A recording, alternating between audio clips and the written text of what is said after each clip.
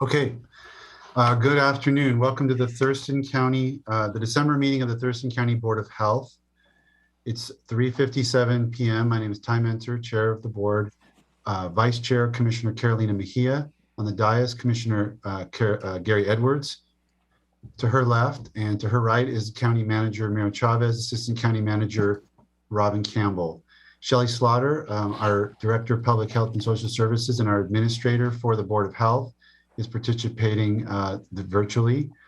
Due to the ongoing COVID-19 pandemic, this is a hybrid meeting with participants able to attend in person, masked and distanced in the boardroom, or appear virtually where possible. Our meeting is also live streamed for the public to follow along on the Thurston County YouTube channel. And I see our County Health Officer, Dr. Abdulmalik. So I'm calling this meeting to order. We're just a little delayed based on the end of the Board of County Commissioners meeting. But the first thing on the agenda is to review the agenda and approve the agenda. And is there a motion regarding the proposed agenda?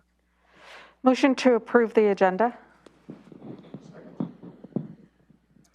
Microphone on, sir. Second. Okay. We have a motion to approve the proposed agenda that's been seconded, and I'll call for the vote on that. Commissioner Mejia. Aye. Commissioner Edwards. Aye. Commissioner Menzer. Aye. That motion carries. Agenda is approved. We have meeting minutes from October 12th, 2021. There was no November Board of Health meeting, and so this would be our last meeting's minutes. Is there a motion regarding those minutes? I would move to approve the meeting minutes from October 12th, 2021. Second. Been moved and seconded. Any discussion regarding this motion? No, sir. Hearing none, I'll call for the vote. Commissioner Mejia. Aye. Commissioner Edwards. Aye. Commissioner Menzer. Aye, that motion carries. Okay, next item is proclamations and presentations. We have specifically a proclamation today for HIV and AIDS Awareness Month. Patrick Judkins, Education Outreach Specialist 1 from Public Health and Social Services. And Patrick, I'm going to send it right to you to introduce some. I think we have guests as well. Yes, thank you. Thank you, Board of Health, for recognizing December as HIV and AIDS Awareness Month in Thurston County. This year marks 40 years since the first cases of what would become known as HIV were identified in the United States. Approximately 1.2 million people are currently living with HIV in the United States. And I want to highlight the term living with HIV as it speaks to the advancements in treatment so that HIV is now a manageable chronic condition and no longer the death sentence that it once was. New infections have gone down since the height of the HIV crisis in the United States, from about 150,000 new infections in 1985 to about 50,000 in 2010 and to just under 37,000 in 2019. And the death rate from HIV-related causes has also gone down dramatically. In 2017, there were about 5,500 deaths related to HIV, and this is in stark contrast to the number of HIV deaths in 1990, which was just over 31,000.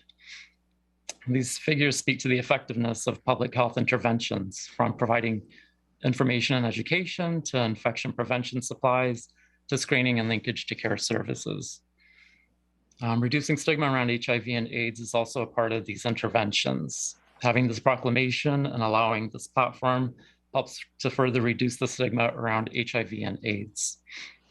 With that, I'd like to introduce one of our partners from the Washington State Department of Health. Katrina Miller is the Field Services Coordinator for Western Washington. She and her team do quite a lot for our county and for our region. They're the subject matter experts when it comes to HIV testing, partner services, and linkage to care. And I wanted to recognize their work by inviting them to be a part of this proclamation. So I'll turn it over to Katrina Miller here. Thank you. Thank you, Patrick, for the kind words. Like Patrick said, my name is Katrina Miller, and my title is the Western Washington Field Services Coordinator for the Office of Infectious Disease at the Washington State Department of Health. It's a lot of words in the title. Like Patrick said, I work with a team of consultants that work directly to help people affected by HIV and sexually transmitted infections. My team actually does work on the ground in South Puget Sound to meet people where they're at and to help navigate them through the healthcare system, as well as intervene in the spread of infection by reaching out to partners and helping them get testing and medication for these infections. Because we work so closely with folks affected by HIV and sexually transmitted infections, we're also often able to identify where gaps exist between the systems. And a lot of what our work entails is helping to find solutions to bridge those gaps and provide services to those who might not be able to find help otherwise. Additionally, because of this unique perspective, my team also functions as advocates and consultants for the people they serve and the things they see that allow them to help the Thurston County community and the surrounding region. Thurston County in particular is a uniquely situated county in that there are a lot of rural areas in which people look to Thurston County for services, especially in the medical system. And because of this, we dedicate a lot of our time to making sure that the services that are located in Thurston County have what they need in order to help those who are affected by HIV and sexually transmitted infections. Thank you so much. Thank you, Katrina. Thank you, Patrick. Any questions or comments from the board before we get to our proclamation? No, sir. No, sir. Okay, well, we can thank our guests and let's go ahead and read the proclamation. Thurston County Proclamation, HIV and AIDS Awareness Month. Whereas World AIDS Day is December 1st, this day brings together organizations and individuals across the globe to focus attention on the HIV epidemic, increase HIV awareness and knowledge, speak out against HIV stigma, and call for action to end the HIV epidemic. And whereas AIDS stands for Acquired Immunodeficiency Syndrome and is caused by the human immunodeficiency virus, HIV, which attacks the immune system, damaging the body's ability to fight disease and infection. And whereas HIV can be prevented by using condoms, taking medications to reduce your risk called PrEP, HIV pre-exposure prophylaxis, regular HIV testing, and reducing risk from injection drug use. And whereas, though there is no cure currently for HIV, effective public health measures to identify and respond to new cases are critical. Effective treatment exists, and with proper medical care, the disease can be controlled. And whereas stigma is negative attitudes and beliefs about people living with HIV and remains a major barrier for people to get tested for HIV, get treatment, and other care they need after being diagnosed with HIV, and contributes to those living with HIV and AIDS feeling alone and being isolated. And whereas in Thurston County, over 300 residents are living with HIV, and on average, 8 county residents are newly diagnosed each year with HIV. And now, therefore, be it resolved, the Board of Health hereby proclaims December as HIV and AIDS Awareness Month in Thurston County and urges all residents to learn more about HIV prevention by visiting pcaf-wa.org. To get tested for HIV as part of routine health care, take steps to prevent getting or transmitting HIV, and to work to reduce the negative impacts of stigma in our community. We can all help end HIV stigma through our words and actions in our everyday lives. Adopted this 14th day of December 2021, the Board of Health. All right, thank you. Thank you, Commissioner. Thank you, Katrina. Thank you, Patrick. Okay. Next up is the opportunity for the public to address the Board of Health. And the Board of Health welcomes comments from the public at our meetings. There are some guidelines governing such comments to ensure they are appropriate. When called, please introduce yourself, including the area of the county in which you reside for the record. You will have 4 minutes to speak. You may not donate any of that time to another speaker. Address the board, not audience or staff. Silence your cell phones. The board does not respond to the public comment directly. The administrator of the Board of Health may respond or at this meeting or a later meeting at her discretion. The board reserves the right to restrict a person's opportunity to speak for good cause. No comments that are lewd, offensive, inflammatory, hateful, defamatory, or discriminatory in nature. Please be respectful. No outbursts of any kind. Comments that are commercial in nature, such as promotion of a for-profit business. No remarks about pending land use permits or similar matters that could come before the board in a quasi-judicial form. And finally, any written materials provided to the county may be considered public records and subject to disclosure upon request pursuant to the Public Records Act 4256 of RCW. So with that, I've got 3 folks on the written sign up. We will go to anyone on Zoom that wishes to testify afterwards. You do not need to follow any particular procedure. Your name will be called and you'll be given the opportunity. First is Dr. Steve Albrecht, and John Pettit would be on deck. Thank you. Board of Health Commissioners, my name is Steve Albrecht. I'm a resident of Thurston County. I live halfway out Johnson Point. I am a family physician who began practice in Thurston County in 1986. Along with others, I'm asking the Board of Health to reduce the risk of coronavirus transmission in Thurston County by requiring vaccine verification or proof of recent testing when drinking or dining indoors in public settings. Public health measures that protect all in a community from infectious diseases are a norm. We mandate control measures for many contagious diseases that threaten us, like sexually transmitted infections, tuberculosis, and polio. Requiring vaccine verification or a safe alternative for indoor dining in public is a simple and common sense regulation that will protect and promote not only the health, but also the liberty interests of those in our community who are responsible and have been vaccinated. It will reduce the risk of COVID transmission during harsh winter months when dining outdoors is generally not pleasant.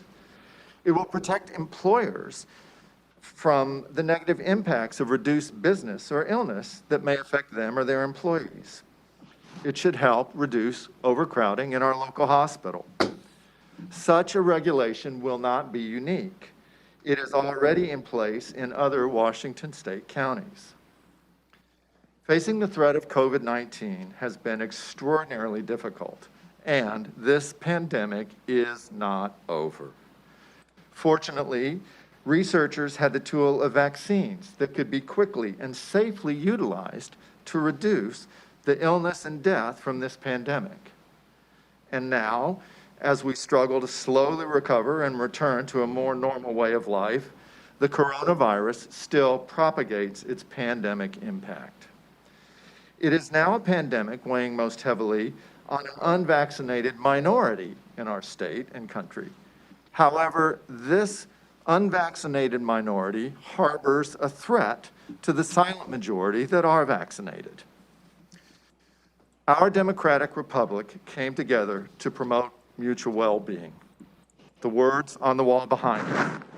Our Constitution begins, "We, the people of the United States, in order to form a more perfect union, establish justice, ensure domestic tranquility, provide for the common defense, promote the general welfare, and secure the blessings of liberty to ourselves and our posterity, do ordain and establish this Constitution for the United States." The words we, people, and union are plural nouns and pronouns. They are not singular.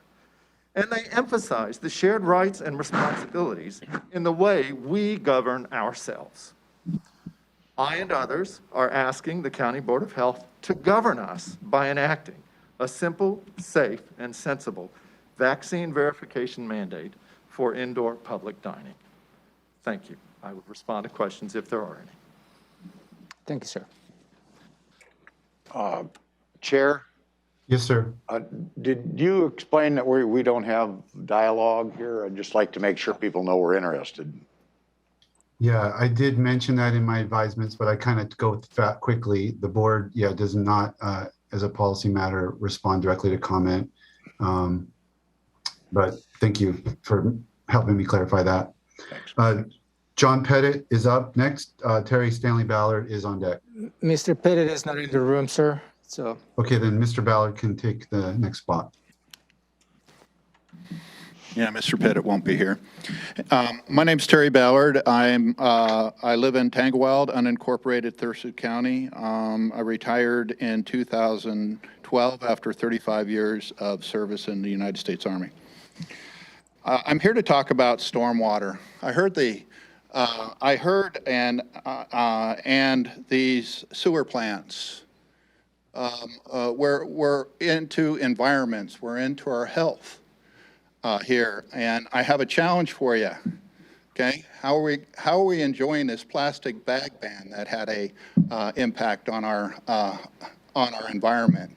I see plastic bags all over now. We need to help. We need to start doing what we're supposed to be doing by law. To stormwater. Stormwater is a Department of Ecology program permitted to the incorporated and unincorporated cities. I'm all into giving funding. I'm all into using funding for the stormwater, but I'm not into using funding that doesn't have anything to do with the item. In the city of Olympia, for example, we have unregulated stormwater / unregulated illegal stormwater / sewer combinations. When are we going to start cleaning that up? This goes into the sewage plant in downtown Olympia. Well, the sewage plant in downtown Olympia throws over 9.5 million gallons of effluent into Butt Inlet. Okay, and 5% of that has contamination in it because the outdated systems that they're using, the UV systems that they're using, are outdated. When are we going to start updating this stuff rather than just making more? And I have a real problem with that. Why are we injecting in Thurston County? Why are we injecting stuff directly into one place? And the environment's going to take care of it? The aquifer is going to take care of it? No, septic is the answer there. For example, in Lacey, we have Woodland Creek. I pay a septic fee, but no contamination goes in there, but my fee's used for everybody else that doesn't have to enroll themselves in this program. It goes into the recharge area, goes into Martin Way, goes into Butt Inlet. Hey, we're putting stuff into the environment here. This is not right. And then we have the Butt Inlet, and it goes into Heritage and Martin Parks, Port of Olympia streetscapes, Hands of Children museums. This is reclaimed water. It's not potable water. Why are we putting other than potable water into the environment? We have Mr. Edwards and I was part of a presentation where we can start buying incinerators, and over a 5-year program, we can pay for that incinerators, and it'll put green energy back into the system. But we want to pay more and more and more for all these for a septic thing that doesn't exist, for a sewer that is worse than the septic. We are putting stuff into the environment while other cities are using their water systems as partially drinking water. This reclaimed water, this brown water, is just, it's contaminated water we're putting into our environment.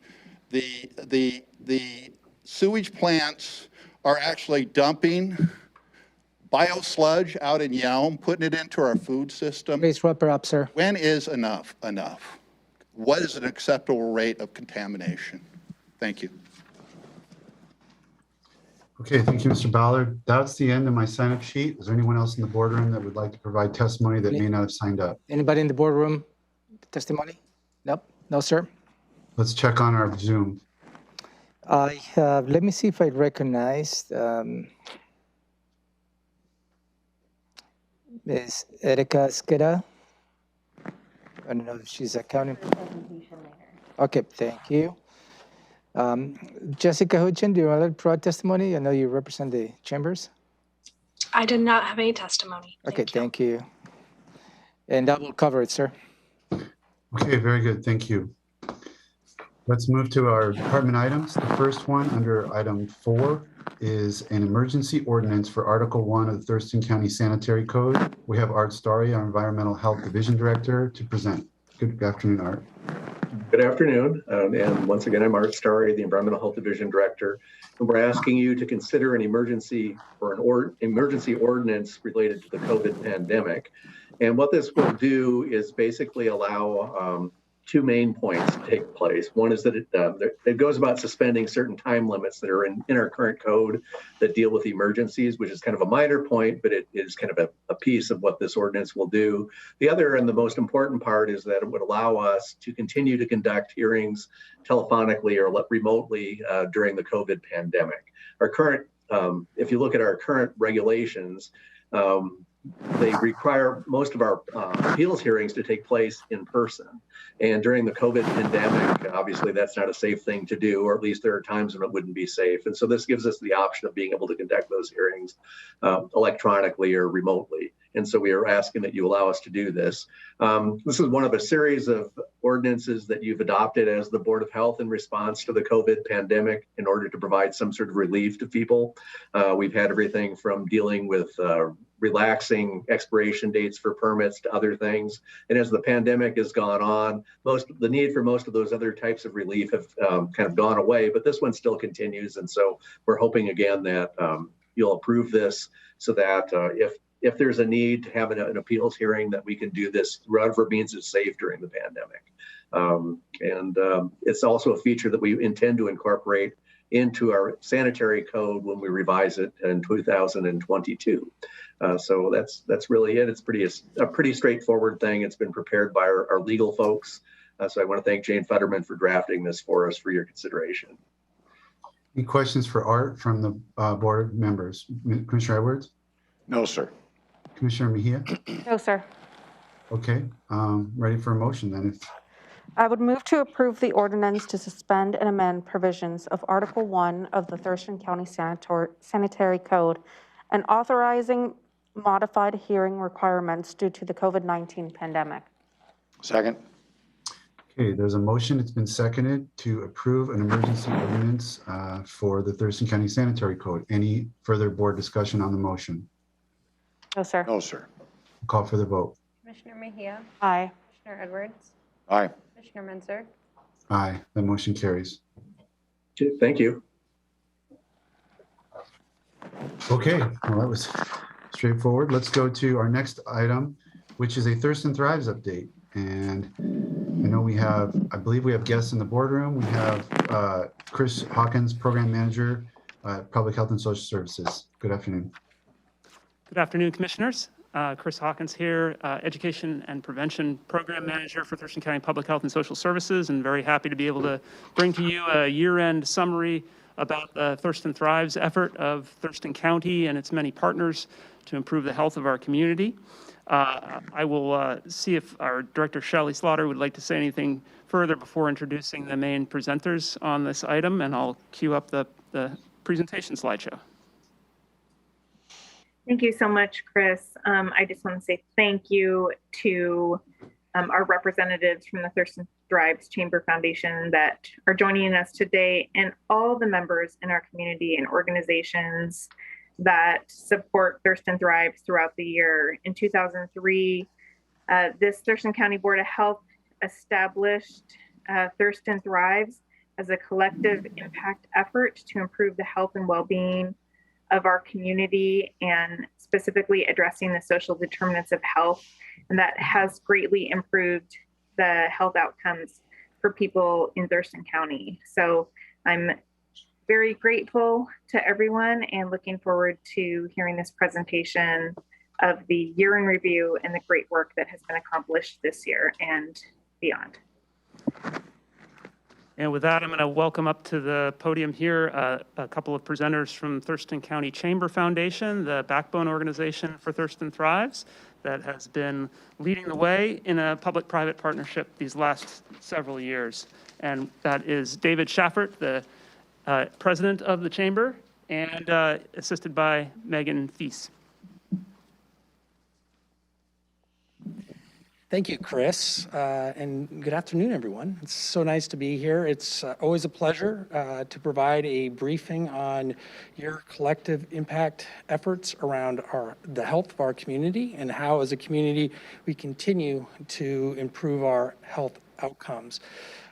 I'm going to turn this over to Megan Feast, and then if there's any conversation, I'll be available for questions or any sorts of wonderings or inquiries. But I did want to, I think, first of all, thank the county. The county is responsible for health in our community, and I want to thank the county for thinking about health in a little bit different way than many communities might, and that it does take a community and a collective effort to support people in having good outcomes in their health. One of the Chamber's missions and the Chamber Foundation's mission is convening of people. The convening of people is critical from a perspective of vetting ideas and strategies, and then going out and carrying out those opportunities for our community. So I'll be available for conversations after Megan Feast provides the detailed briefing. So Megan, I'll turn it over to you. Thank you, David, and hello, commissioners. Appreciate you hosting us today, and thank you also to the county staff and any additional folks from the public that are still on. My name is Megan Feast, and I'm the VP for Workforce and Strategic Initiatives at the Thurston County Chamber of Commerce. And as mentioned, the Thurston County Chamber of Commerce Foundation is the backbone entity of Thurston Thrives and has been for several years now. I would also like to take a few moments to thank our funders for the initiative.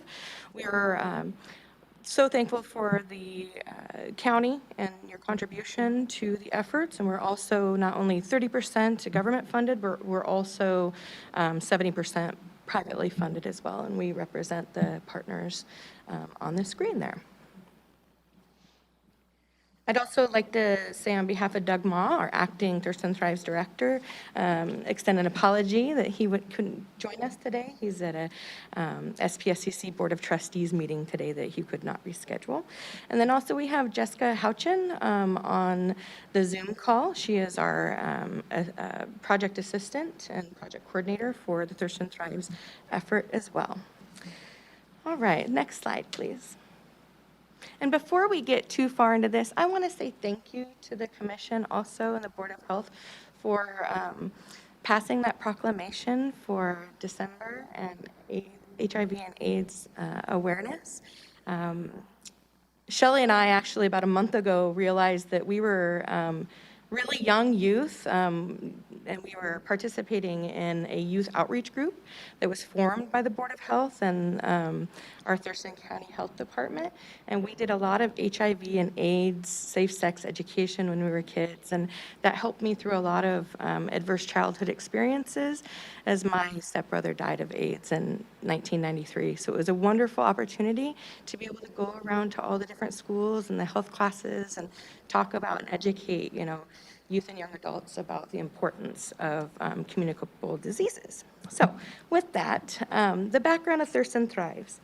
It's a community initiative using a collective impact framework, a collaborative network of community partners and leaders, and it creates a platform and leverage to inform regional policies and develop innovative actions, and we align our cross-sector efforts for measurable results.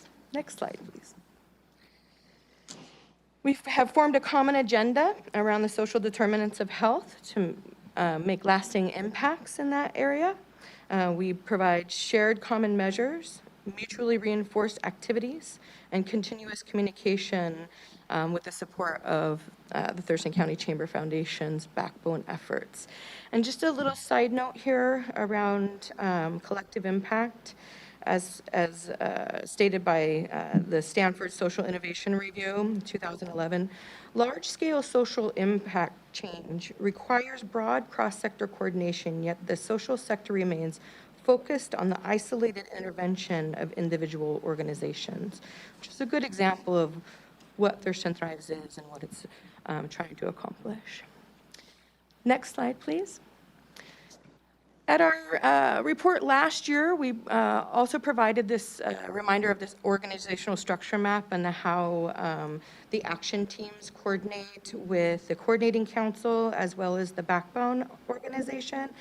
And you can see the 8 different action teams and how they provide information, again, back to the coordinating council, the focus of the coordinating council around education, or who sits there with education and local government, business, team representatives, focusing on philanthropy and public health. And then the backbone organization providing a director and staff support, data analysis, fundraising, and community engagement. Next slide, please.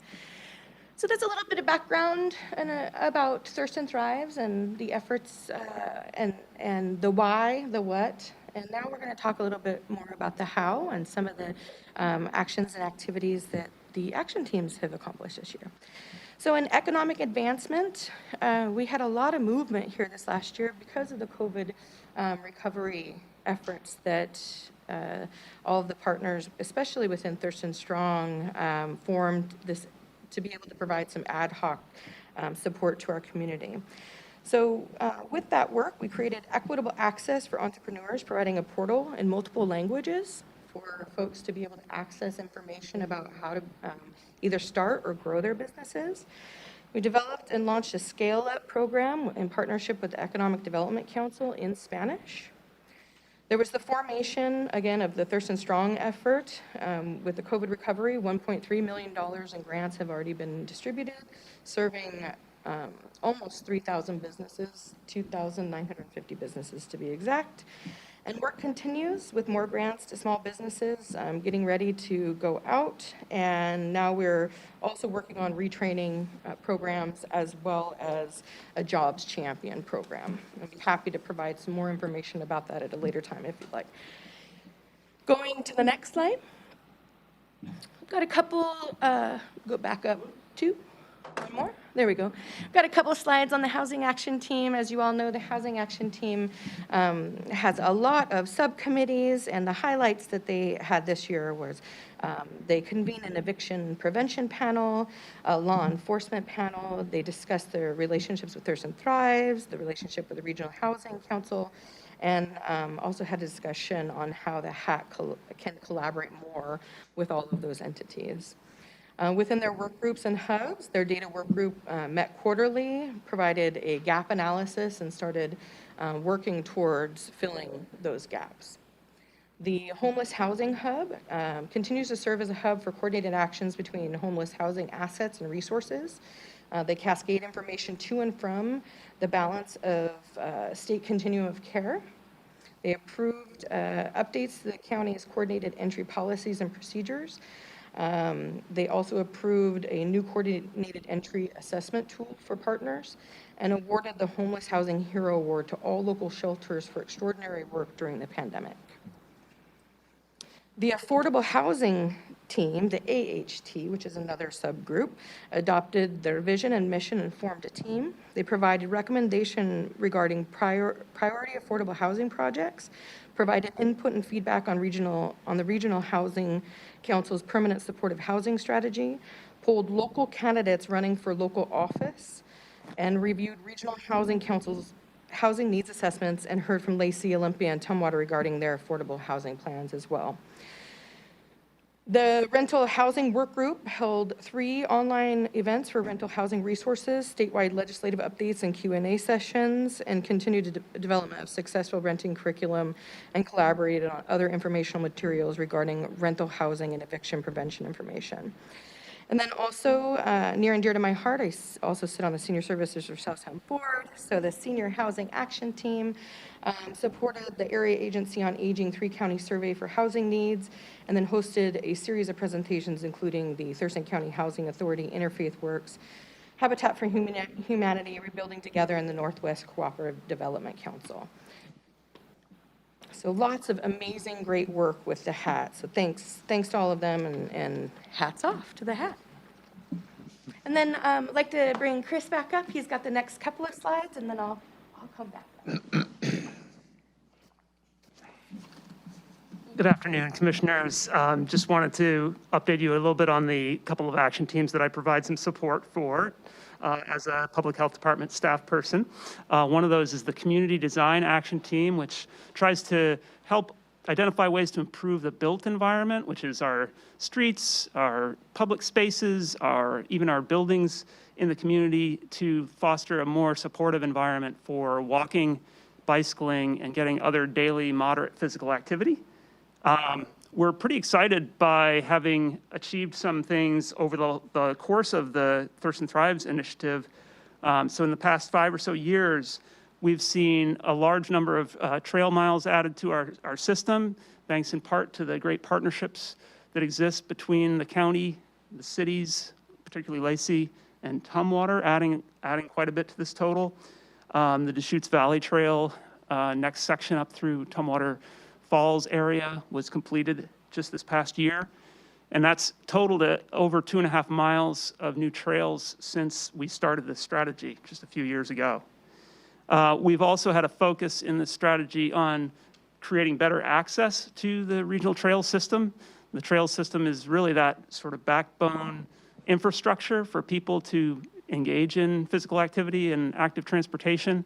And what we've seen there is trying to get more of those short paths that connect people from where they live or where they work to that trail system and get them that daily opportunity for physical activity. And what we've seen is that we set out a target at the start of the strategy of having 5 of those new connections, and we've achieved that in the last couple of years. Actually, we've gone one better than that. I think we even didn't include a new one that has just come in recently. And so we're doing well in terms of those measures that we've set out for ourselves to accomplish as an action team. We also put on our action plan for the year having an educational event, a forum on active community design that could reach local staff from multiple jurisdictions about how to accomplish this better and more efficiently, and match that up with things that they are expected to do as part of their daily work. And we succeeded in having that forum at the start of this year, and we've pretty much been right on target for that particular part of our strategy map as well. So we're excited by those results, but we know that we recognize in looking at those measures that we have more work to do. We've seen an increase just in the last couple of years in terms of adult physical activity, but what we haven't seen is a corresponding increase in young people's physical activity. Part of that may be that we're lacking data from the last couple of years because of COVID-19, but the percentage of young people who are walking and bicycling to school, for example, one of the indicators that we use is remaining pretty flat, and it's at a level where we're thinking we can do a lot better as a community. You can see some of that data on this slide.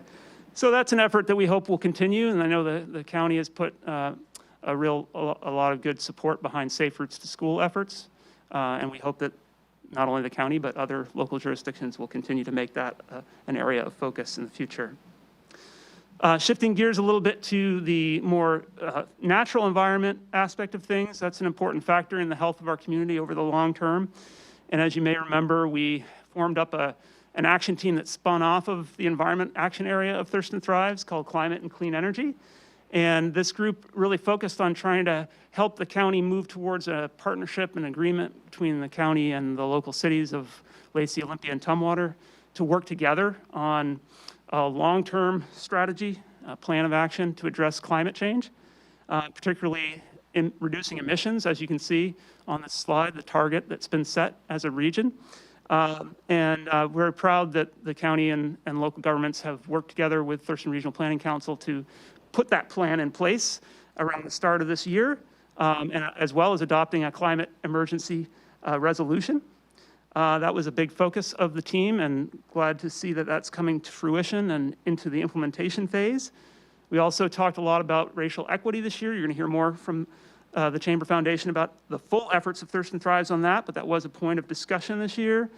And we supported some public presentations on the interaction between our climate and the health of our community that was made more kind of urgent and cogent by the fact that we have such intensity of forest fires, heat events that have happened in recent years, and anticipated continued impacts of things like more stronger rain and storm events that throughout the year, so causing flooding and the like. So this is something we need to keep paying attention to. We're planning to regroup with that environment action area to figure out future directions now that the plan is moving forward. So that's just a couple of teams that we as a department are involved with supporting. I'll turn things back over to Megan to talk a little bit more about the Children, Youth, and Families Partnership. Just wanted to mention quickly that we, of course, have some programs in public health that are part of this effort, including the Nurse Family Partnership Program and an effort around suicide prevention that you might be familiar with. The Thurston Youth Alive Coalition is really an affiliated group within the Partners for Children, Youth, and Families, and it's one that our department is keenly involved with. And so I'll turn it back to Megan to talk a little bit more about the full picture there. Thanks, Chris. I appreciate that. With our Children, Youth, and Families Action Team, as Chris mentioned, focus on healthy mothers and healthy babies and suicide prevention. Also, deep connections with our Early Learning Coalition here in Thurston County as well. Some of the partners there also, including the Capital Region STEM Network.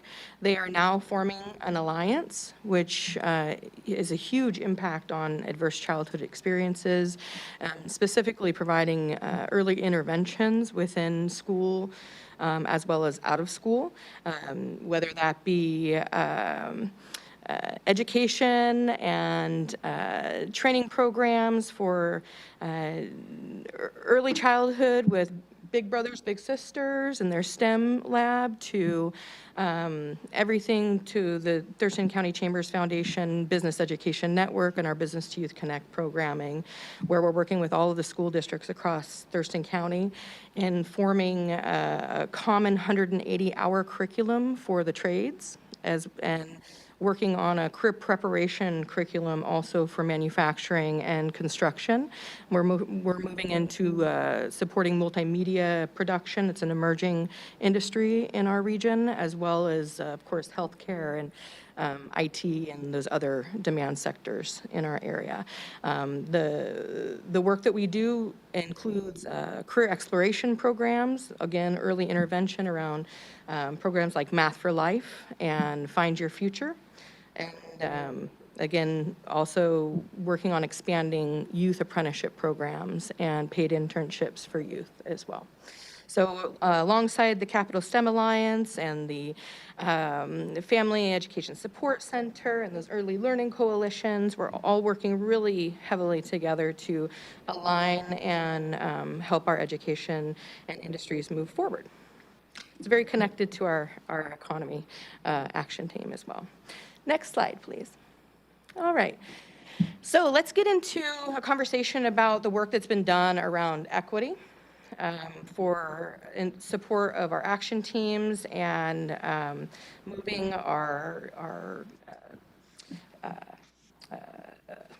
my brain just shut off. I'm sorry. It's the end of the day.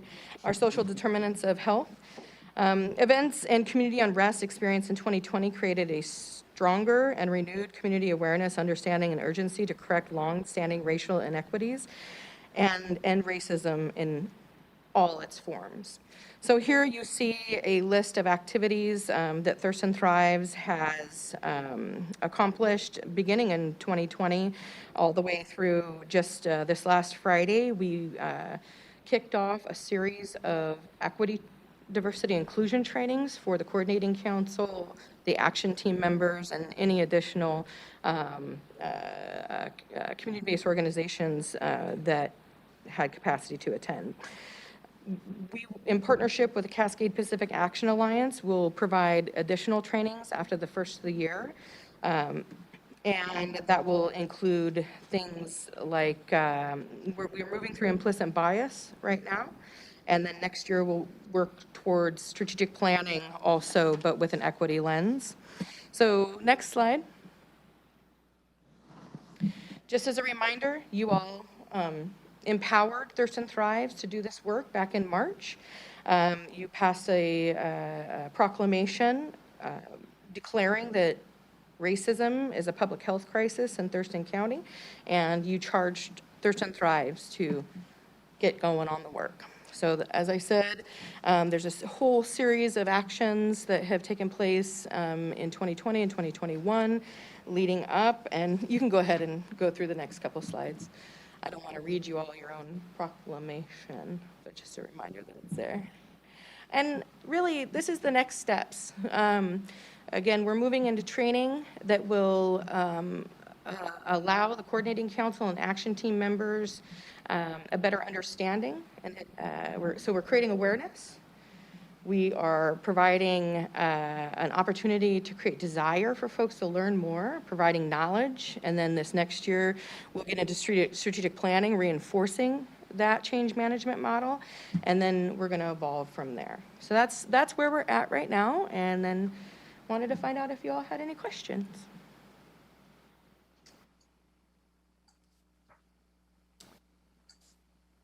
I should mention also that the governance committee did meet last Friday. There are some additional movements forward in the change management process, and Doug will be doing a presentation to the coordinating council on the decisions that were made this last Friday, but I'm not privy to present that here today. Questions? Commissioner Edwards, questions? No, sir, I don't. Commissioner Mejia. So I guess my question of where do we go from here is more to come. Yes, there's definitely decisions that have been made, and I'm happy to bring David up. Step up to the plate here. So the question of where do we go from here? I think Megan and the meeting that occurred on Friday was a culmination of months of conversations at the executive committee level of Thurston Thrives on how do we shift our governance to be more responsive for where Thurston Thrives is today, and with the new mandate or the new emphasis on health equity. And so what you'll see shortly is a governance structure that will empower and emphasize the action teams. You'll see a governance structure that creates a variety of feedback loops, and you'll also see a governance structure that understands the importance of those that are providing the resources, because they have alignment of goals and missions along with Thurston Thrives, and how do they have a better voice and a better opportunity to direct and directly support Thurston Thrives in the endeavor of health equity. So you'll see it'll look a little bit different than what it was before, and we're excited to share that with you in the very near future. Did that help a little bit? Sure. Okay. If you want to throw another fastball at me, I'm happy to try to hit that one too. No. Okay. Thank you. Yeah, you're most welcome. So I just may add, considering that I'm part of the executive committee of Thurston Thrives, that was a very fruitful and very productive meeting that we had on Friday. So I believe, as David stated, is good outcome that came out of that particular conversation.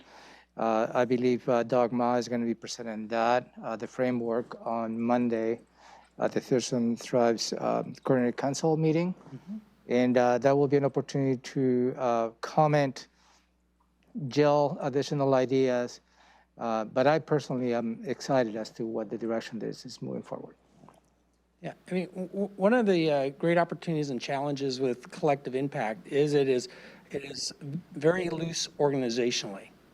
Okay, you're depending on a variety of collective efforts by different individuals, different organizations to align into common impact. And so one of the things that we've struggled with as an entity and as a backbone organization is how do you provide enough structure to move things forward with so it's very apparent and visible, but at the same time, how do you not provide too much structure that you move away from the strengths of a collective impact model? And so I think we've hit on it, and we're excited to move it forward. Also, this past year has been a lot of work in conversations about health and health equity and what does that mean. And that takes a while for, I think, many people to start feeling grounded with it and how that applies to their world, both personally and also as organizations. So there's a lot, with all the great work that occurred that was just reported out, there's also this overarching umbrella of health equity and what that means for Thurston Thrives and how we're going to move forward. So I think that's important to recognize and think about that it was, I think, a wonderful endeavor. I think there's been wonderful outcomes as far as collectively as a group, and we're excited to see where things go from here. I got some random questions. More to come. One of them might be for Chris, but a couple might be for Dave or Megan. So on the action teams, are there, in this new refocusing of Thurston Thrives, are there other action teams that that aren't part of Thurston Thrives anymore? And I say other because, like, I know Law and Justice Council used to be considered a Thurston Thrives action team, and I didn't see them. Are there other ones that maybe don't fit into what you're doing now, or they aren't considered part of it? Like when I was on the board a couple of years ago, you know, there were X, Y, Z, A, B, C.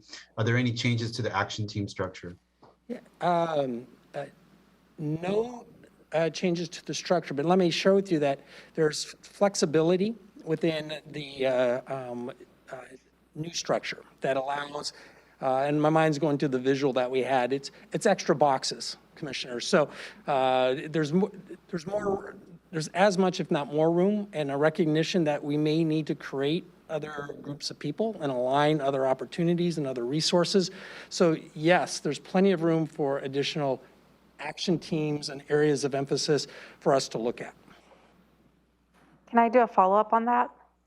Yeah, please. How will we get the engagement if we're gonna, because I know with some of these committees, engagement is very hard already to get people to contribute to it. And so what's the plan for planning on expanding or adding more boxes, you know, and not spreading the people that are already there more thinly than they already are? Like, how do we plan to get that engagement up? Yeah, I think part of it is how we want to discipline the governance. And what I mean by that is, what do we demand as our expectations of how the engagement looks? So again, back to the strength and weakness of collective impact. Collective impact, again, is very loose in how people operate, but it tries to align very succinctly and create synergistic opportunities. So part of the challenge is always, again, how do you create that discipline within the governance structure and how things are organized? So there will be a renewed look at that and again, that's all providing support for everyone engaged. So we're looking at it as how do we create greater support mechanisms through structure of the governance. So yes, it's an emphasis, definitely, on how we support people being engaged. And I wouldn't view it as stretching more resources if we add an emphasis area or we need to take a look at an area. I would view it as we've identified something that we're not currently doing that's important to impact health outcomes and close the health equity gap. Dave, one of the things that was mentioned was equity training for the coordinating council, and for this month, I think was on the slide. And I'm just wondering, I'm interested in that because the Board of County Commissioners just about an hour ago passed a resolution that involves similar training for our leadership and our newly formed council. And I'm just wondering, is there a certain provider that's doing that, or what format are you using for that training?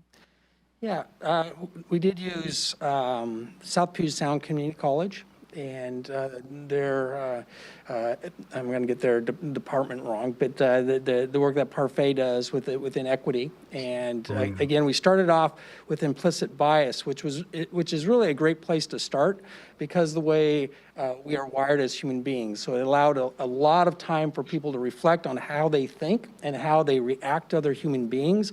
I thought it was really a wonderful place to start because it also informed people not to be overcritical of oneself. It is, as human beings, the way we're wired, and that we can pause and think about things and change over time how we want to respond to other people. I thought it was an outstanding first step.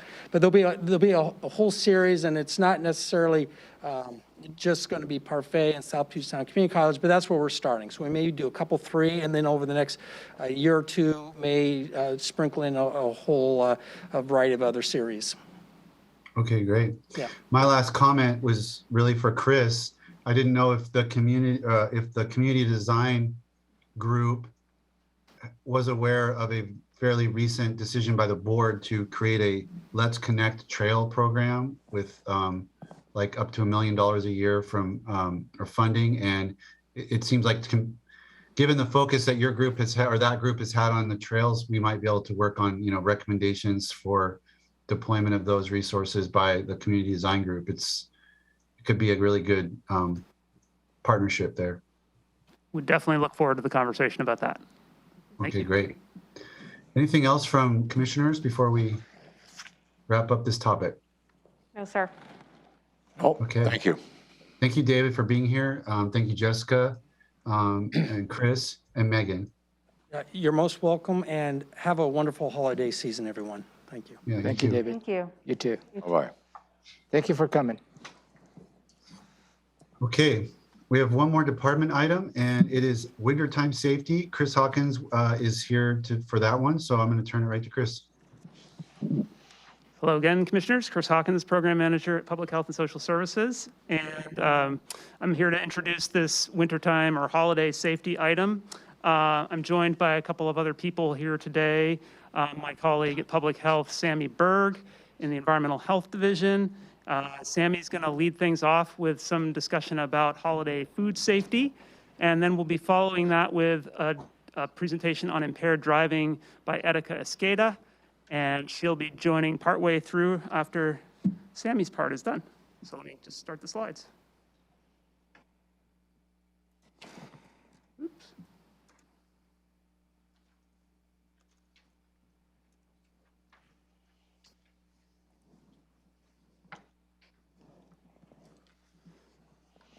All right. Sammy, you're muted. Hey, Sam. Hey, Sammy, you're on mute. My apologies. And then, can we see the slide yet? Oh, there we go. Yep. So my name is Sammy Berg. I'm the supervisor for the Food and Environmental Services section here at Thurston County Public Health and Social Services. And again, we're going to talk a little bit about food safety in my part, then I'll hand it over to others to talk about driving and safety and whatnot. So as the holidays are coming up and we're looking forward to gathering the family and enjoying large meals with each other, and obviously it's a big part of how we, as many of us do celebrate the holidays. And we do want to certainly make sure that those holidays are safe from a food perspective. And the biggest part, thank you. The biggest part of that will be really simple. Washing our hands, washing your hands before you cook, washing your hands before you eat. And that's kind of the foundation of food safety that everyone can very easily do and pass on as they get the whole family working in the kitchen and helping prepare food. After we start with clean hands and some clean surfaces, then we move over to keeping things separate. And by that we mean the raw egg, or the if you go back one more, please, thank you, or the cutting board with the chicken juices and whatnot, making sure that that stays separate from the salad making or those other types of activities. We want to make sure that the items are cooked thoroughly. Anything from ham being cooked to 145 degrees Fahrenheit to the poultry being cooked to 165. And as usual, we recommend using a food thermometer not just looking at are the juices clear or other kind of visual things, because those are not always the most accurate. A food thermometer will be your best gauge to making sure that that's done well. And then chill, and that, obviously having the family over, everyone being chill and relaxed and not in each other's faces about various issues will be a successful part of a good holiday gathering, but also chilling the foods and the leftovers will be certainly part of that, so that you can pass on good food to your family for them to take home and use and keep using. So a big part of that will be, obviously, if you have a big pile of tamales on your table that are there for everyone to take, or a big ham, going ahead and making sure that gets divvied up, sliced up, basically broken down, so it's not just a big solid pile of food that's staying warm far longer than it needs to, and it gets put into smaller portions and put into the refrigerator, so that then folks can take it home safely and make best use of it for the next day. You can go to the next slide, please. And some additional things as we're in the holiday season, if you're making cookies and whatnot, especially with children, making sure that they don't eat raw dough. We've had a number of cases over the past couple of years with salmonella, either because of the egg in the dough or actually coming from flour, which is unfortunate, but we do want to make sure that those things are baked thoroughly before they're enjoyed. Also, just because kids are more susceptible to more impacts from foodborne illness. Also, if you're going to make that eggnog or tiramisu, and you're going for the the classics and not necessarily basically using raw eggs for those products, to consider using pasteurized eggs, so that they are as safe as can be for all involved. And then again, promptly refrigerate the leftovers or discard them. We of course want to avoid a lot of wastage, so taking care of them and putting them back in the fridge, breaking the food up into smaller portions so that you don't end up with 10 pounds of solid ham just trying to cool down in your refrigerator, which won't work very well. And setting that up so that everyone can enjoy them later. And then one more slide. And then back to washing our hands. It's that simple. That really is one of the take-home messages. Get your hands wet, get them soapy, rub them for 20 seconds, wash them off, and do that before you prepare food. Do that in between if you're handling raw meats in particular, and also before everyone eats. And that's a real good way to ensure that everyone has the best time they can at your holiday meals. And that's my presentation around food safety. I'd be happy to answer any questions, or I'll stick around if there's questions at the end. Let's just keep going through them, and we'll Thank you, grab Sandy. questions at the end. Thank you, Commissioner. I just wanted to introduce our next speaker, and that is Etika Esqueda. She is now the Washington Traffic Safety Commission's Impaired Driving Program Manager. She began her work in behavioral traffic safety in 2001 as a Target Zero manager in Yakima County. She now manages the Washington State Impaired Driving Advisory Council, the Traffic Safety Resource Prosecutor Program, and the statewide Law Enforcement Liaison Program. Etika has worked for the Washington Traffic Safety Commission for 20 years and has dedicated her career to public safety and Target Zero. So this time of year is an important time to consider traffic safety for a number of reasons. One is that it's Impaired Driving Awareness Month, and we're really honored to have Etika here to lead us through a presentation on this topic. Good afternoon, everyone. Again, my name is Etika, and I'm going to talk to you a little bit. When I got asked to do this, I right away got very excited about a lot of different initiatives. But the first thing I do want to mention, it is National Impaired Driving Prevention Month. And our agency is a small agency. We have our Highway Safety Office there in Olympia, and there's one of these offices in every state in the United States. We're designated a micro agency. There's 25 of us, and we are charged with addressing reducing impaired driving or reducing traffic crashes and injuries, fatalities and injuries. So I'm going to talk a little bit about Target Zero. As I mentioned, the Impaired Driving Prevention Month, we have what we call the holiday DUI patrols, and it's holiday DUI campaign. That campaign actually starts tomorrow and goes in through January 1st. This is one program that we offer out of our agency.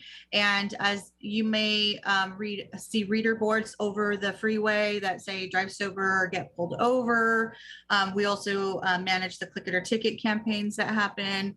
And all those types of things. But so so your deeper background, we are going to be having lots of extra visibility of you know, the issues in and around impaired driving through different media, and then also extra DUI emphasis patrols that are going to be taking place all across the state of Washington. Okay, so I'm going to go ahead and just skip to slide 3 because I know time is a factor. So and I'll provide you this slide deck and of course be available for any additional information that you may need or questions that you may have. So what I really wanted to do was just let you know about a really awesome tool that we have available to us. Our data folks at our agency have been working very hard to create these dashboards to start bringing some visibility to what we're looking at in a very distilled area. And so if you take a look at this particular snapshot, what I did was I looked at the county level priorities by county, and this is Thurston County, and you can filter this by city and county. And I pulled the county level priorities for what should be, you know, a high level priority for Thurston County.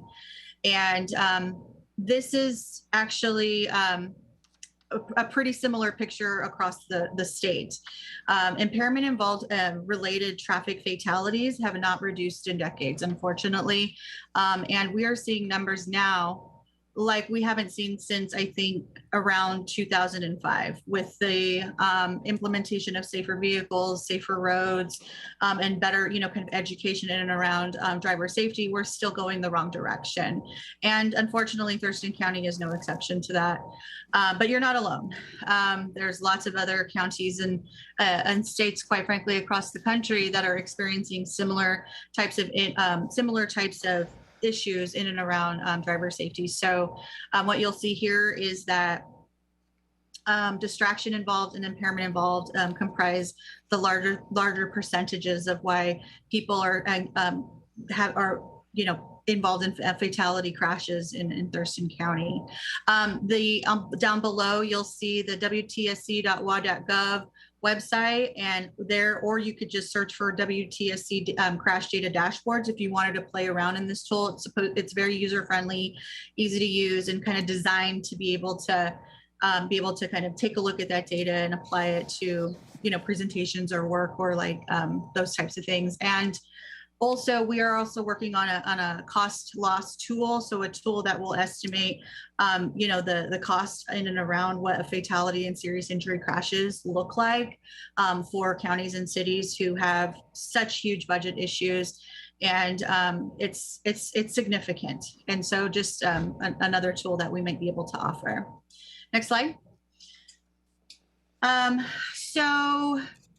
Just really quickly, what I'm going to go into next is and how we're going to be addressing and how we are currently addressing, you know, this particular issue. And I think what our priority was trying to get to understand what we were dealing with. I mean, we need to know who we're speaking to and who is being comprised and influenced by these factors. So from our perspective, we need to focus on talking to and influencing safe road users, and then of course trying to engage those impaired drivers to, not be engaging in impaired driving. And we also understand that there's a lot of misperceptions out there around impaired driving. And one of the things that we were really curious about is, I think a lot of people, there's this misperception that a lot of people believe that people engage in impaired driving constantly. And through surveying and all different types of intercepts, we were able to find out that our most risky driving population are polydrug drivers. So that's alcohol and cannabis, or alcohol and, cannabis and, some type of other drug. But what we found out is that alcohol and cannabis is our most contributing factor in fatal impaired driving collisions. And that not everybody does that. In our minds, we see the data, we think everybody does it. And really, in actuality, only 9% of people who, and this survey was weighted for the state, 9% of people drove 2 hours after drinking cannabis and alcohol. But when you think about 9% of Washington, that's 300,000 people. That's still a ton of people that are engaging in this highly risky driving behavior. Next slide. So from our perspective, we are taking a very hard look at the way we communicate with the public, and we are now what we're calling the proactive traffic safety culture approach. This engages the majority of people in Washington who use roads safely and want to grow their commitment to take actions to reach our shared goal, to reach 0 deaths and serious injuries. If we just made a dent in impaired driving crashes, we would see a dramatic decrease, and impaired driving is a completely avoidable instance. And so we need to maybe take a look at how we can address that. For us, culture is defined as the shared values and beliefs of a group of people that influence behaviors. And that traffic safety culture is a subset of our actual culture that refers to how shared values and belief of a group of people affects their actual traffic safety decisions. Next slide. Here we have an example of how we would form a message in a way that conveys some of that positive culture approach. And so, through our surveying and through our work, we can say that most Washingtonians agree that the only acceptable number of deaths on our roadway is 0. While we know that that's a very ambitious goal, it is the only goal that feels appropriate. It doesn't feel appropriate to set a goal of, it's okay that 50 people, that number be the deaths on our roadways. It's not something that we would consider as an acceptable goal. Next slide. So we just recently launched the Together We Get There initiative. This was a lot of work that we did with our media consultants. We did a lot of survey and a lot of investigating and with the support of academia and our partners at the Montana State University and Montana Culture Institute. They worked with us on creating this message, and you may see this message on your social media or on commercials during Seahawks games. And what really we're trying to convey is the seriousness of traffic crashes and promote hope and build proactive behaviors and resiliency within our communities. So we want to balance the hope and concern and tap into those universal values that we carry in our own communities. We want to consider positive actions and correct those misperceptions. We consistently, when developing our creative, we want to ask and highlight who the hero is. And we are really committed to less scare and more care. Scare tactics from our perspective normalize risky behaviors. They invoke feelings of fear and despair and shame, and can lead to detriment of things like admiring the problem and re-traumatization through showing images of death and destruction. So we are committed to not dissipating the spirit of hope with fear or aloneness and despair. We want to really prioritize, modeling the example that we want to see, and specifically with impaired driving. Next slide. Oh, that's it. So I know that was a quick kind of overview. We are, like I said, we're a tiny little agency that could. We have a lot of really great resources available to us, and we are really just trying to communicate to our public that traffic crashes are preventable. and specifically impaired driving crashes, and how we can, as a community, come together and prevent those crashes from happening. So you ask any of our partners, we're in law enforcement, in the medical community, and across the board. It's very frustrating. It's a very frustrating thing to continue to see our crashes rise year after year. Next slide just has my contact information. I also included our data analyst. His name is Max Roberts, our research associate. He can be also reached for maybe some more particular data inquiries that you may have. Thank you. Any questions for either Sammy or Attica regarding their two presentations from the board? Yes. Go ahead, Commissioner. For Sammy, do you put on this presentation that you do on food, proper food handling, I guess is the best way I can put it. Do you go around to the schools, or who do you talk to as far as putting on a class to people that might be paying attention? We don't really have a focused education component around food safety.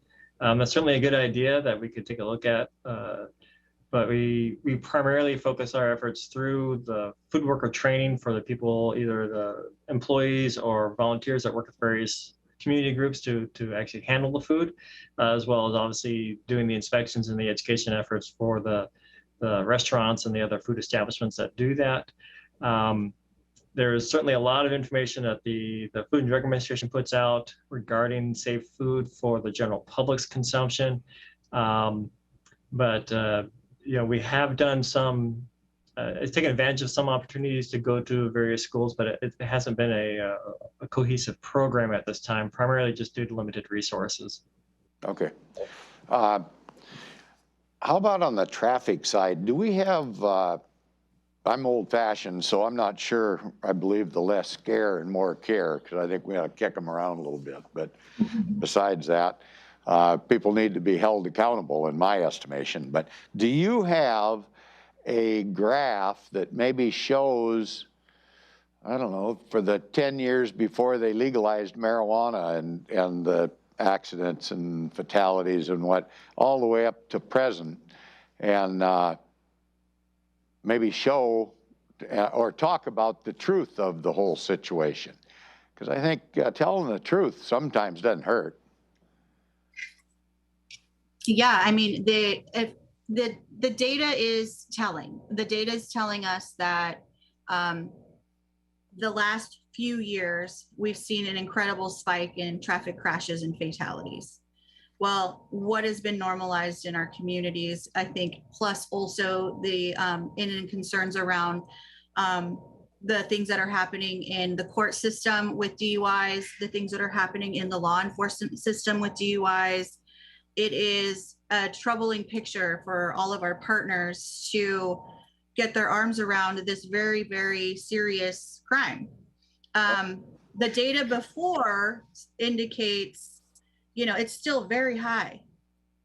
There isn't a ton of deviation, but the last few years we've seen a very high spike, unprecedented spike in polysubstance use impaired driving fatality collisions in Washington State. Now, Thurston County is not necessarily seeing those increases like Spokane, Yakima, Clark County, but they haven't gone down either. And so there is definitely work that needs to be done there.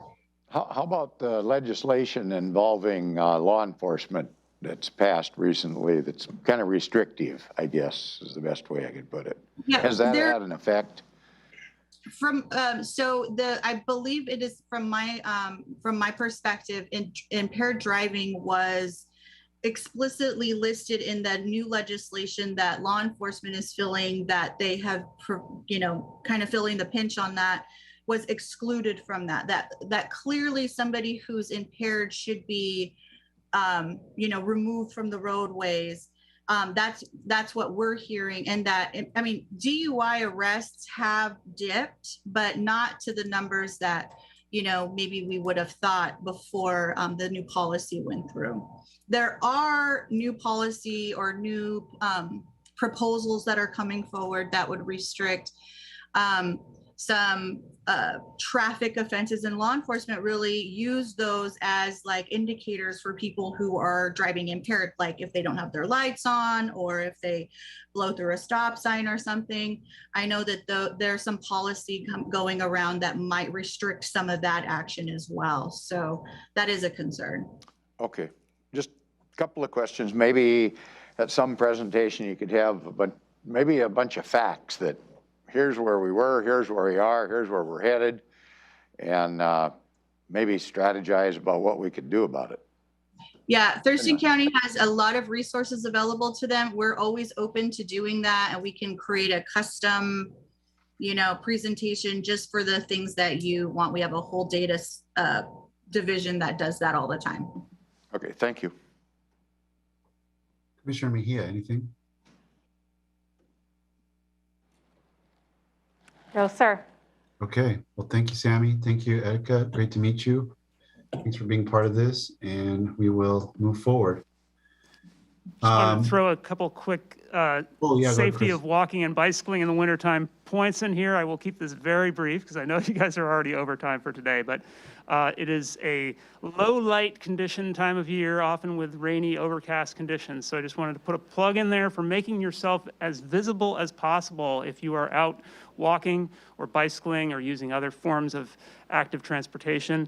And to all folks, including motor vehicle users, moderate your speed for the conditions that we are experiencing with wet, slick pavements, dark conditions. Need more time to stop, and hopefully lower speeds will keep us all safer on the roads. Thank you very much for the opportunity to throw that in there, and that concludes my part in this. Thank you. Still, you're not riding your bike to work every day now, are you, in this miserable weather? I bicycle every day. Oh. Sometimes it is commuting. So, but yes, I try to put on the lights and the reflective materials and jacket. Well, you walk the talk. Let's just leave it at that. You ought to get some kind of an award for that. Yeah, you're my hero, Chris. That's right. Thank you all very much, and happy holidays to you. Happy holidays. Chris, I'm wondering how you're teaching your son to follow your model when he's a cello player. How do you get? It does pose some challenges for at least bike-friendly to and from concerts, but it is fun. All right, thank you. Okay, let's go to item 7, which is Board of Health members' health-related activities and accomplishments. Commissioner Edwards, anything you would like to report? No, I think just the virus issues. That's the biggest deal that I've been on since our last meeting, I think, but that's nothing unique. I'm sure my seatmates are in the same kind of a situation. I would just bring up, I've had quite a few calls this morning, not since this morning. I think there were like 36 crashes or something on icy roads this morning. How do we do on de-icing? I'll ask the county manager that. Maybe, I don't know. It's got a little bit to do with your health because you certainly could get hurt. If we wanted to go to target 0, I think we got to lower the speed limit to 3. And then I'm really not sure we wouldn't run over somebody even at 3. So there, very timely, I just received a quick note from our Public Works Director. And the forecast, it was issued yesterday in the afternoon, about 3 o'clock, predicted Monday evening, slight rain, and Tuesday morning, with a 20% chance of temperature dropping between 32 and 34. So early in the morning, it shifted to that condition. Also, as you may know, since we use a brine, it's a liquid mix. Spraying that on wet pavements doesn't do much because it washes off. So it was a little bit of interesting conditions that we faced this morning, but certainly we're watching at the forecast, and as you know, Public Works is ready to be proactive. So what happened overnight was a little bit of different circumstances. The predicted forecast was a little bit off, and obviously if we would have known the temperatures will drop, even spreading brine on wet pavement with the rain coming, would have been a worthless effort, but we're tracking. Okay. I thought maybe the sand shed solved it all. Well, it does, because now we're going to be able to use actually sand instead of brine. Okay. So thank you for your support on that. Yeah, thank you. Okay, I think that's it for me, sir. Okay, Commissioner Mejia. I've been in COVID-related conversations as well, mainly having to do, I think we heard comment today. I met with a couple of citizens last week in regards to that. And like I said, I have reached out to the commissioner in Jefferson County and hope to meet with her after she comes back from vacation, just to kind of see, you know, how it went in Jefferson County, and try to get more perspective on this issue. Okay. Okay, yeah, I'm with my seatmates. It's been related to COVID-19 and various aspects of it. I don't have really any other health activities to report. So let's go to the health officer's report. Dr. Abdulmalik. Good evening, commissioners. I would just like to begin by thanking our presenters, Patrick and Katrina, as well as all of our presenters who presented this evening on really important topics that pertain to our safety. I did want to talk a little bit about HIV in honor of World AIDS Day, which is celebrated annually on December 1st. So a lot has changed with regard to HIV prevention and treatment. Most commonly, people get HIV through anal or vaginal sex or sharing needles, syringes, or other drug injection equipment. And babies can also get HIV during pregnancy, birth, or breastfeeding if their mother has HIV. What we've seen is that HIV currently disproportionately impacts marginalized groups.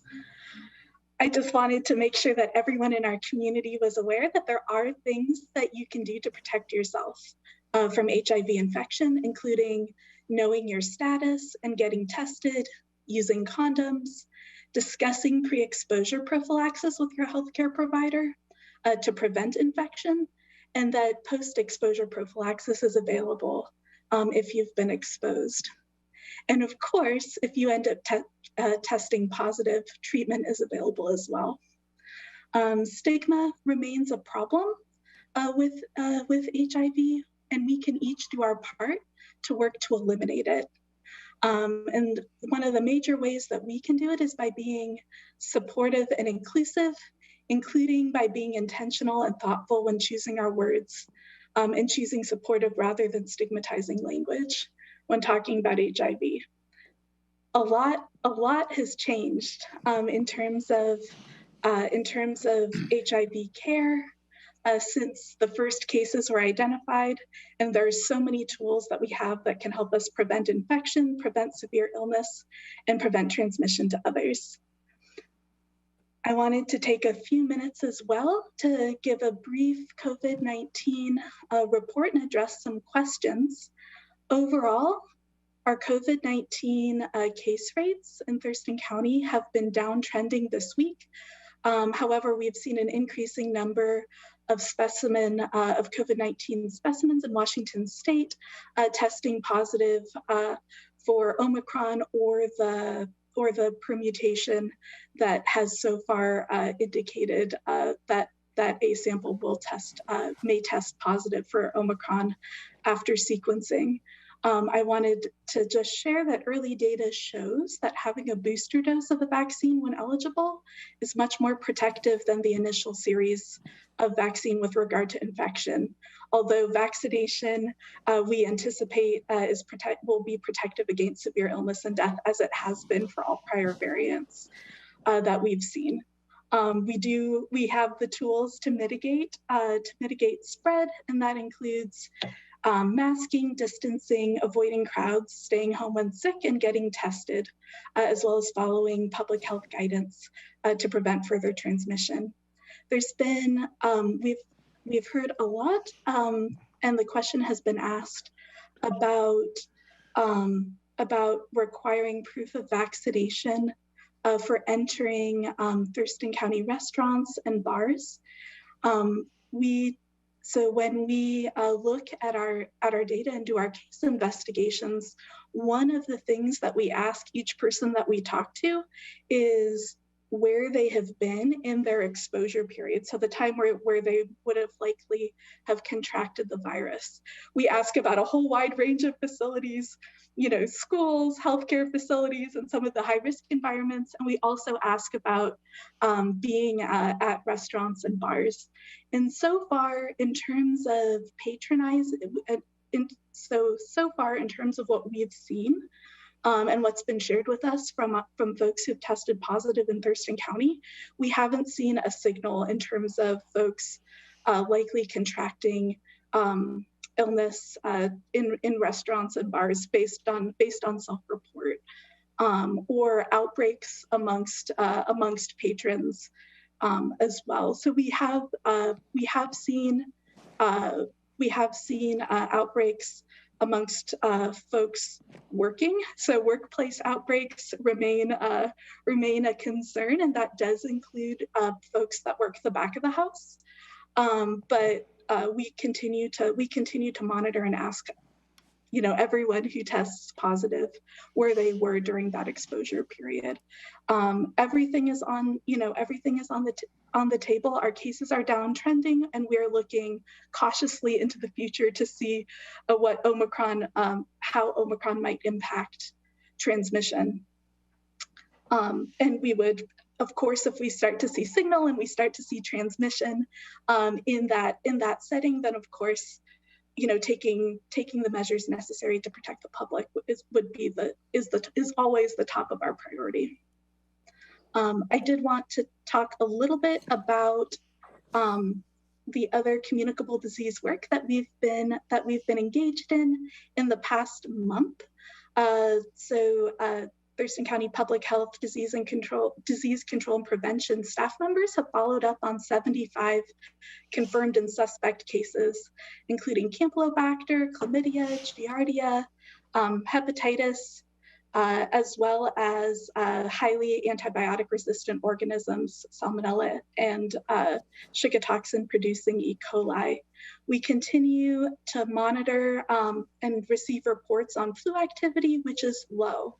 And there have been no confirmed influenza deaths for the 2021-2022 season to date, and no influenza-like outbreaks in long-term care facilities for the same season in Washington State. I wanted to take a few minutes just to make a small announcement in terms of. So I just wanted to take a minute and say goodbye to Shelley. Shelley has been our public health department director since for a while before I became a health officer, and I just wanted to thank her for her leadership and work during this pandemic. And with that, I'd be happy to answer any questions you may have. Thank you. Commissioner Edwards, questions for Doctor? I don't think I do. Thank you. Commissioner Mejia. I don't either. Thank you so much. Okay. Dr. A, I have a question. Do you have, I know that, you know, you make reference to talking to, you know, committees of the state, and I don't know exactly what committees you're on and what groups of like health officers are they collaborating on COVID and stuff. So I don't know what avenues you would have to know or find out over time how these vaccine verification policies in, say, King County, you know, are they like, you said anecdotally kind of in Thurston, we're not seeing that restaurants are driving cases, but, you know, did King see that was the case and then it reduced? Or, I mean, are those conversations that you can have with the health officer of Jefferson or King to see that they feel like it's working, or they feel like it's hurting businesses too much, or it's helping businesses? You know, there's that side of it, and then there's the health side of it. You know, I'm just wondering if there's a way over time for you to share that information with those jurisdictions. So we do, this is definitely a topic of conversation. And a lot of it really has to do with specific community needs and addressing the dynamics within particular communities. A lot of our conversation has really surrounded how these policies kind of fit transmission patterns that were occurring in the community. So yes, we definitely do discuss outcomes, and I definitely look forward to seeing more as things progress. Okay, thank you, Shelley. Let's go to your report. Your final director's report as our Director of Public Health. So what do you have for us? Thank you so much, Commissioner. Good evening. I want to also thank all of our presenters today, guests and members of the public who take the time to testify. We always listen and take that very seriously. And of course, to all of our incredible staff who helped to prepare the materials for us, our Board of Health. I'm going to start my report today by giving a brief overview of engrossed second substitute House Bill 1152, which passed in the 2021 legislative session regarding the creation of comprehensive public health districts and the expansion of local Board of Health membership. So I'm just going to give a high-level overview of what that is going to mean in the future in the new year for our Thurston County Board of Health. So this legislation will require that the board adopt rules regarding the selection and appointment process for both elected and non-elected members of the Board of Health. So I'll refer to the engrossed second substitute House Bill 1152 as 1152 going forward here in the interest of time. But among the changes, this legislation requires local boards of health to expand their membership to include non-elected persons representing the following groups as defined in the law. One of those seats is for representatives of public health, healthcare facilities, and healthcare providers. The second seat is for consumers of public health with lived experience. And the third seat is intended for community stakeholders representing certain other organizations within the jurisdiction. That may include members of the business community, environmental health, active or reserved retired military members, or community-based organizations that work with populations experiencing health inequities in our community. In addition, the Indian Health Commission shall select a member of a local tribe that touches the borders of Thurston County, and they will be holding that process, selecting their member for appointment to the Thurston County Board of Health. It's also a requirement that there is an equal number of elected officials, community members, as well as the tribal representative on the Board of Health, which will require the Thurston County Board of Health to expand to a minimum number of 8. Currently, the Board of County Commissioners constitutes our local Board of Health. Those 3 of you will remain, of course, and you will also have the option to add a representative from a local city within our local health jurisdiction. The Washington State Board of Health is working on adopting rules about the selection and appointment process for members of local boards of health, but we do not anticipate that this will be released until, or finalized rather, until likely late spring or early summer. So the Thurston County Board of Health may have to follow the draft rules that we've had the opportunity to see by the local Board of Health regarding how these members should be recruited for and selected, and what criteria should be utilized. So this all must happen by no later than July 1st of 2022. So it is going to be a busy 6 months, with which unfortunately I will not be here to help to support and lead you through this effort. The legislation stipulates that the local county legislative authority, or the Board of County Commissioners, will enact this resolution for the expansion of the Board of Health, and then that the local Board of Health will then adopt that and appoint the members accordingly.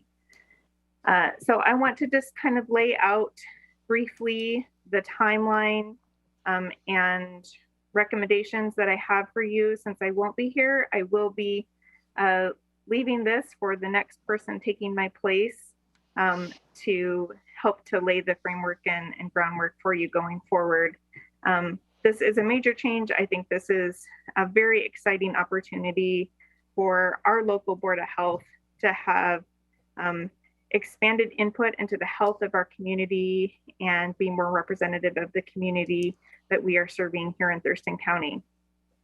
So in order to meet the timelines, in January, it is recommended that the Board of County Commissioners will enact a resolution that is compliant with 1152. I am preparing a draft resolution that I will pass on to the county manager for you to take a look at and for legal to take a look at. In February, assuming if that resolution is passed by the Board of County Commissioners, establishing your intent to comply with 1152 and expand the local Board of Health. In February, the Board of Health would then ratify that Board of County Commissioners resolution. A lot of this has to happen concurrently because it is a rather short time for such a big change. So in February, developing an MOU or interlocal agreement with city official representatives is recommended. One thing to consider may be to determine that rotation based upon the largest city and rotate every 2 years. And also consider those cities with the highest social vulnerability index according to the CDC. These areas are designated to be areas where there are the greatest health inequities or disparities in our community.